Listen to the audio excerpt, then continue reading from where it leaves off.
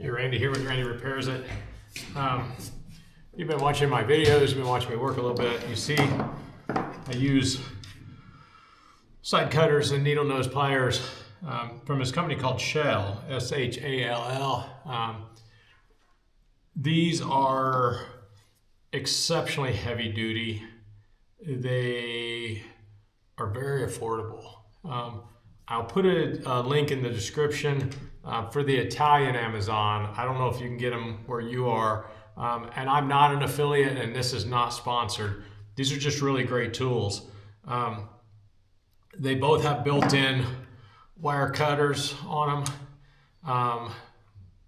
This is a cutter, obviously a cutter, a crimper, and very comfortable. They're pretty heavy. And in addition to these, I also use the circlip pliers, and again, very nice set of pliers. Great geometry on them. Really can't say enough about them. If Shell is watching, you want to send me some more tools to test out, I'll be happy to.